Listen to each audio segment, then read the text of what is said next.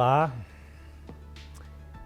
você sabe do prazer que nós temos de poder participar com você aqui. O nosso objetivo, o objetivo do Café e Fé é a proclamação do Evangelho de Jesus Cristo, do Deus que se encarna, o Deus que veste a pele humana, o Deus que assume a estatura humana e que vem salvar o ser humano da sua ambição de ser Deus. Essa ideia de onipotência que está no coração do homem, que foi implantado pela serpente e que faz com que nós nos tornemos autossuficientes e arrogantes. E nós aqui temos procurado trabalhar em cima desta realidade. O Deus que se importa conosco e salva-nos da maneira equivocada que nós temos de ser gente. Os links estão aparecendo aí, estão aqui abaixo, você pode conectar-se com eles e também você pode participar do nosso programa sendo um parceiro, você sendo um aliado nosso, da maneira mais intimista possível. Como? Você pode orar por nós. Nós contamos com a sua participação neste momento que é invisível, a oração. Você pode ser um parceiro, um aliado, divulgando, compartilhando o programa e também contribuindo. Nós temos gastos e o programa precisa de sustentabilidade. Então nós contamos com você. Vamos agora para um pequeno intervalo e já estamos voltando. Bom dia, graça e paz. Estamos aqui novamente para tratar com vocês sobre esse tema que permeia toda a palavra de Deus, esse tema tão maravilhoso na Bíblia, que é a alegria. Nós temos um livro na Bíblia, uma carta de Paulo aos Filipenses, uma carta que Paulo, quando a escreveu, ele estava preso, ele estava para sair da prisão para ser decapitado, e ele escreve uma carta onde essa carta transpira alegria.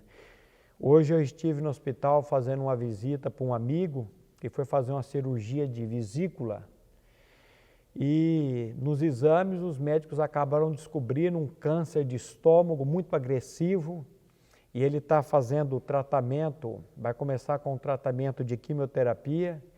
E eu falei um pouco hoje sobre essa carta de Paulo aos Filipenses. Ele está indo amanhã para casa com a esposa, e eu pedi para ele ler essa carta de Paulo aos Filipenses, uma carta de 4 capítulos, onde aparece 19 vezes a palavra alegria. A palavra alegria, a palavra contentamento que aparece nela, e a palavra gozo na língua grega, a palavra chaira, ou chairo, essa palavra significa alegria. E nessa carta Paulo vai falar dos 4 ladrões da alegria, o que tenta roubar a alegria do cristão. No capítulo 1 ele vai falar das circunstâncias que acontecem na nossa vida, e eu pude falar com o Carlos hoje e disse: Carlos, essa circunstância que aconteceu na sua vida, você estava bem, você estava trabalhando, de repente descobre um câncer, é uma circunstância ruim que aconteceu na sua vida. E nesse capítulo 1 o apóstolo Paulo vai falar que a nossa alegria, ela está acima das circunstâncias. O capítulo 2, Paulo vai falar qual é o segundo ladrão da alegria, o que tenta roubar a alegria do cristão. E ele vai dizer, as pessoas. No capítulo 3, ele vai falar o terceiro ladrão da alegria que tenta roubar a alegria do cristão, porque Meus queridos, o cristão, a alegria dele não está na circunstância, a alegria dele não está nas pessoas, a alegria dele não está em coisas, e a alegria nele não está na ansiedade ou na preocupação, e não está ansioso ou não está preocupado. A alegria dele está numa pessoa. Nós já vimos nessa série de estudos que a alegria do Senhor é a nossa força. E no capítulo 4 dessa epístola, no versículo 4, o apóstolo Paulo nos diz assim: alegrai-vos sempre no Senhor. Outra vez digo, alegrai-vos. Preste atenção. Alegrai-vos sempre no Senhor. Outra vez digo, alegrai-vos. Como eu estava dizendo, o capítulo 1, o ladrão da alegria, que tenta roubar a alegria do cristão. E você sabe que o cristão não é aquele que foi batizado nas águas, o cristão não é somente aquele que frequenta uma comunidade, o cristão é aquele que antes de qualquer coisa, ele tem a pessoa de Cristo habitando nele. Cristianismo é não mais eu, mas é Cristo em mim. O apóstolo João, ele vai dizer isso, o testemunho é esse: Deus nos deu a vida eterna e a vida eterna está em seu Filho. Quem tem o Filho tem a vida, quem não tem o Filho de Deus não tem a vida. Então, o cristianismo é Cristo habitando em nós. Então, quando Cristo vem habitar em nós, nós descansamos e sabemos que Ele está no controle de todas as coisas. E o capítulo 3 de Filipenses, o apóstolo Paulo vai falar do terceiro ladrão da alegria, que são as coisas que nós queremos, as coisas que nós compramos e perdemos ou é roubada. E o capítulo 4 ele vai falar sobre a ansiedade, sobre a preocupação. Então eu quero, como eu disse para o Carlos hoje, desafiar cada um de vocês a estarem lendo a carta de Paulo aos Filipenses, essa carta que transpira alegria. Graça e paz e até a próxima semana, se Deus quiser.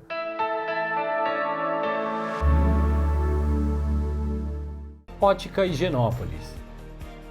Há 35 anos no mercado óptico de Londrina, sempre com novidades em produtos e tecnologia. Nossa equipe está preparada para dar uma verdadeira consultoria, facilitando a escolha de seus óculos para correção ou proteção solar. Ajuste de óculos personalizados, respeitando o conforto e anatomia do seu rosto. Ótica Higienópolis. Avenida Higienópolis, 346, em Londrina.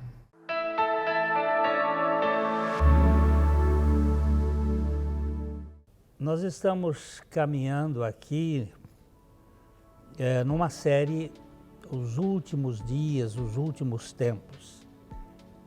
Caso você tenha perdido algum desses episódios, você pode entrar no canal do YouTube e acompanhar esses estudos.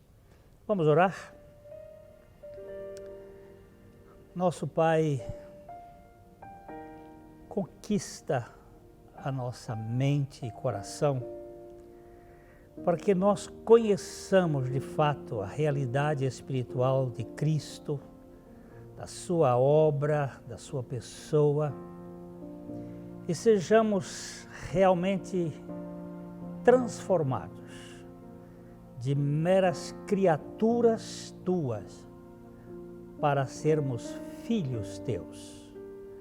Nós te pedimos, Pai, que abras os olhos do nosso entendimento e nos dês a graça de poder descansar na suficiência de Cristo. Nós te pedimos a bênção sobre cada pessoa que está conectando-se com este programa. Suas famílias, suas vidas sejam abençoadas por Ti, suas atividades, seus negócios. Dirige essas vidas para a glória do Teu próprio nome. Nós te pedimos em nome de Jesus. Amém. Como eu estava falando, nós estamos trabalhando em cima da questão dos últimos dias. E já tratamos aqui algumas vezes que, do ponto de vista da cronologia de Deus, os últimos dias eles se iniciam no sacrifício, na crucificação de Jesus Cristo e na sua ressurreição.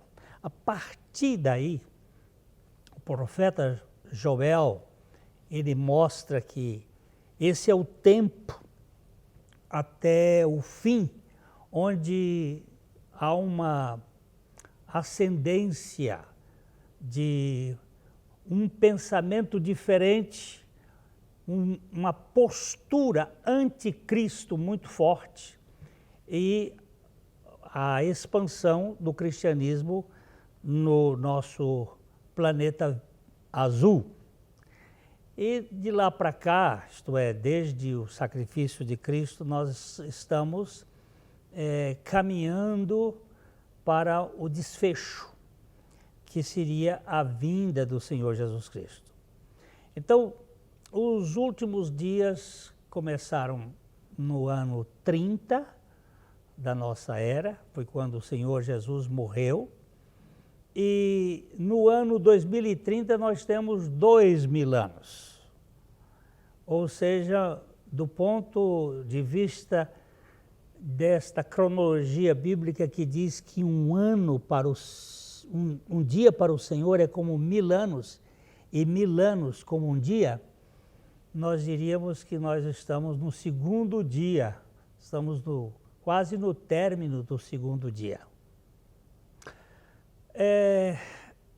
A gente percebe o recrudescimento, o pipocar da panela que está fervendo neste mundo, uma espécie de agressão tremenda, uma apatia, por outro lado, das pessoas, uma falta de propósito.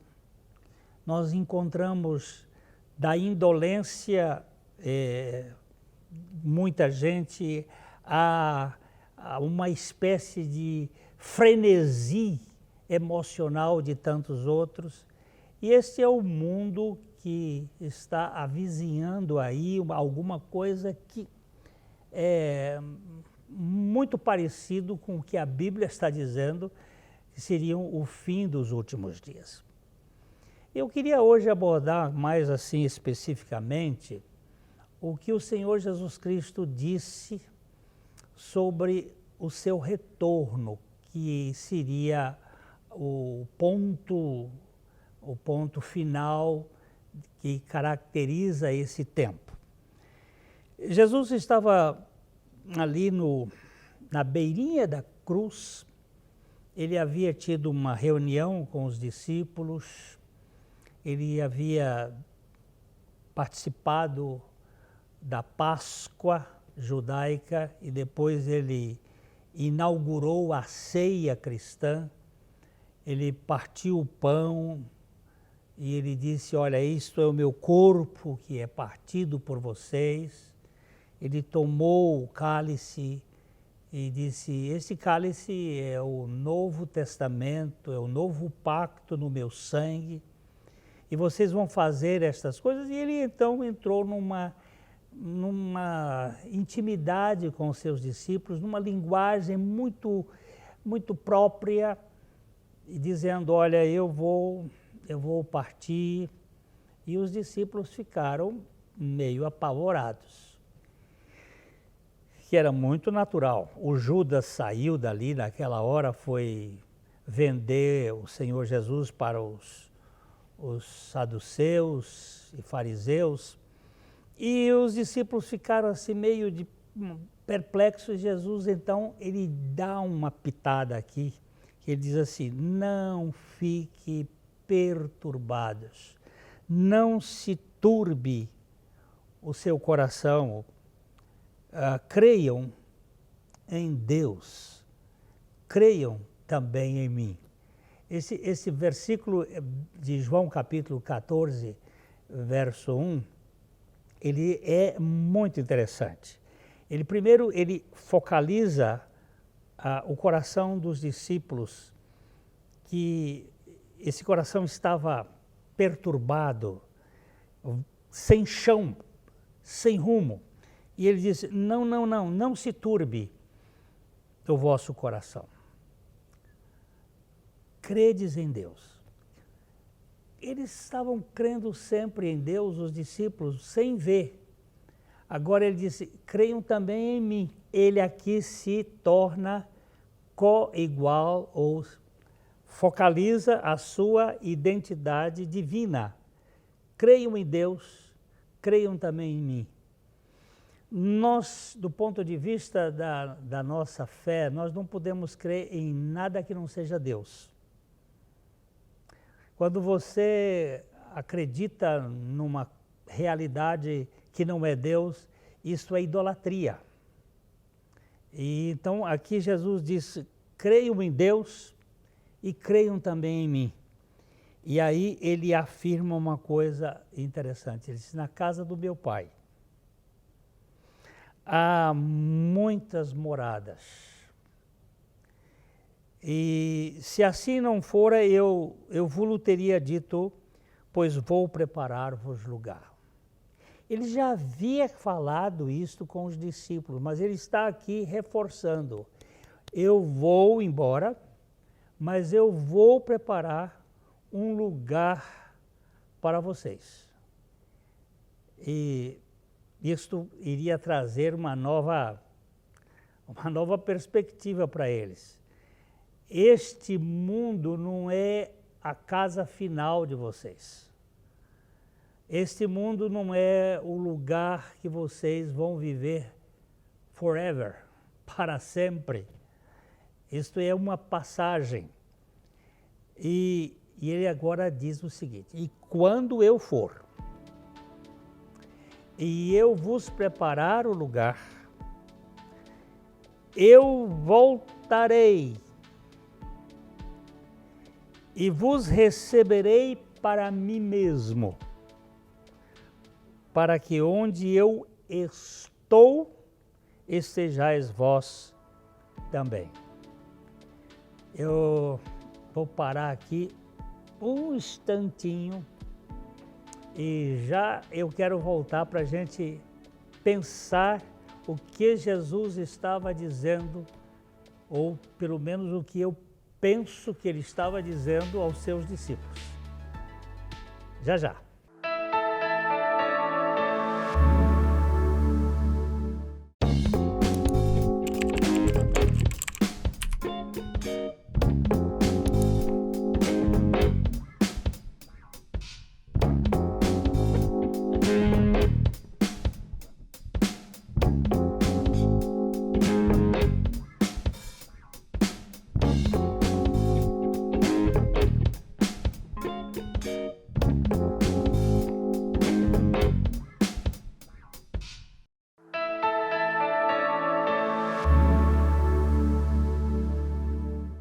Então, ali onde nós paramos, eu estava falando que Jesus diz, quando eu for e preparar um lugar, eu voltarei e receberei para mim mesmo. Eu vou recebê-los para mim, para que onde eu estou, vocês estejam também. O que o Senhor Jesus está dizendo aqui é que nós vamos ter um tempo neste mundo. Este mundo está decretado na Bíblia para passar por uma transformação. O apóstolo Pedro, que estava nesta reunião aqui com Jesus, ele vai dizer lá na sua carta depois que o mundo que agora existe, ele está na expectativa de ser transformado através do fogo. Ele vai ser queimado. E haverá um novo céu e uma nova terra onde habitam a justiça. O mundo que nós vivemos é um mundo infectado do pecado. E não só do pecado, mas de tudo aquilo que gera o adoecimento, a morte. Porque a Bíblia diz que por um homem entrou o pecado no mundo e através do pecado entrou a morte. e a morte passou a todos os homens, porque todos pecaram. Ora, se o pecado é a fonte da morte, e a morte é consequência da fragilidade, do enfraquecimento, da doença, então este mundo está sob a ditadura da morte. E Jesus, quando ressuscitou, ele veio para ser o cabeça de uma nova raça e implantar um novo reino que, por enquanto, ainda não existe. Mas ele está dizendo que ele voltaria. E quando ele voltasse, ele iria estabelecer uma nova realidade. A Bíblia não dá a ideia de que nós depois vamos morar nos céus, mas que haverá um novo céu e uma nova terra. E quando você vai para o livro de Apocalipse, você percebe que a nova Jerusalém desce do céu. E que há como que uma nova terra. Quando você começa a ler o profeta Isaías, lá no capítulo 11, ele fala exatamente desta realidade de uma terra transformada, onde os animais mais ferozes se tornam brinquedo de criança. A criança vai brincar com a ursa, e vai brincar com meter a mão na boca do leão, do basilisco, da serpente. Não haverá mais o veneno e a morte e a destruição, que é algo que mostra que a humanidade ela vive num mundo de guerra, de destruição, de agressividade. Então, quando eu for e preparar o lugar, eu voltarei para estar com vocês e vocês estarem comigo forever, para sempre.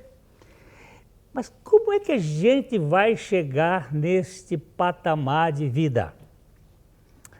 É através daquilo que a Bíblia chama novo nascimento. Eu creio perfeitamente que esta é a única porta de entrada para este novo mundo. Nos últimos tempos nós iríamos ter realmente um afligir muito grande, as nações vão ficar conturbadas, as pessoas irão até pedir a morte não vem, as pessoas vão ficar agoniadas, mas tem uma solução para aquelas pessoas que creem em Jesus Cristo. Não é simplesmente acredita. Eu já tratei muitas vezes aqui no Café e Fé sobre a diferença de acreditar e crer. Muita gente acredita, dá crédito ao assunto, mas não se entrega ao Senhor Jesus, não crê de fato nele. E para que nós possamos participar deste novo mundo, dessa nova terra, desse novo céu, nós precisamos nascer de novo. Nós nascemos um dia na terra portando uma natureza caída, uma natureza egoísta, uma natureza rebelde, uma natureza em si mesmada, isto é, cheia de si mesma, uma natureza orgulhosa, uma natureza arrogante, uma natureza... Você pode usar o adjetivo que você quiser, autossuficiente, uma natureza que se autodetermina, mas há uma carência de realidade significativa em cada ser humano. E Jesus disse para Nicodemos, um religioso, olha, se você não nascer de novo, você não pode ver o reino de Deus. Ele ficou perplexo, querendo saber como é que pode ser isso, e Jesus disse, olha, o que nasceu da carne é carne, e o que nasce do Espírito é Espírito. Não fique admirado de eu dizer que é necessário nascer de novo.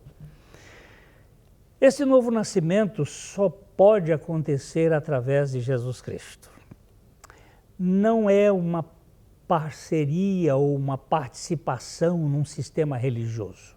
Você pode entrar numa igreja, sair da igreja, você pode fazer tudo de uma forma muito intensiva, mas se você não tiver a revelação do Espírito Santo do que Jesus Cristo fez, eu posso dizer que tudo isso é vão. Jesus disse que voltaria para que nós estivéssemos com ele, mas quem é que vai estar com ele? Aquele que nasceu de novo. E quem é que nasceu de novo? Aquele que crê que o Senhor Jesus Cristo é o seu Salvador. Aquele que crê que Jesus morreu, não simplesmente para nos perdoar dos pecados, porque tem muita gente aí que fica anunciando, Jesus morreu por mim, ele perdoou meus pecados. É verdade, isso não tem discussão, mas não é só isso. Quem precisava morrer naquela cruz era eu, era você. Você é o pecador que precisava morrer. E ele morreu para que nós morrêssemos e ressuscitou para que nós recebêssemos a vida eterna. É através da ressurreição de Jesus Cristo que nós somos salvos. Na verdade, a Bíblia não diz que a morte dele foi salvífica. A morte dele foi justificativa, foi justificadora. Ele nos justificou, ele pagou os nossos pecados, ele nos levou àquela morte. Mas é na ressurreição que está a nossa nova vida. A vida que ele nos dá, a vida dele. Então, você, para participar deste local, dessa relação, deste banquete eterno, desta comunhão com ele, quando eu for e preparar o lugar, eu voltarei e receberei para mim mesmo, para que onde eu estou, vocês estejam também. E a minha pergunta aqui é, você tem certeza da sua nova vida em Cristo Jesus? Ou você é apenas um igrejificado, um religioso, uma pessoa sincera, mas não reflete, não transpira a vida de Cristo? Eu estou falando isso para você porque eu também já fui um religioso e vivia tentando ser o melhor possível, mas me faltava gabarito e condição para isso. Porque perante os outros eu até agia adequadamente, mas o cristianismo não é no palco, o cristianismo é aquilo que a gente vive no camarim. O cristianismo não é aquilo que a gente vive perante as outras pessoas, é aquilo que nós vivemos diante do Senhor. E a minha pergunta aqui final é, você tem certeza do seu novo nascimento? Para você passar por estes últimos dias que vão ser muito difíceis e entrar no reino eterno do Senhor com a convicção, eu sei em quem tenho crido e estou bem certo de que Ele é poderoso para guardar a minha vida, o meu depósito até o dia final. Fica aqui esta consideração, fica aqui essa provocação e que Deus abençoe ricamente a sua vida. Você pode nos seguir aí nas redes sociais, você vai encontrar vários meios de contato. YouTube está os programas anteriores e nós esperamos rever você no próximo programa de Coração para Coração. Até mais.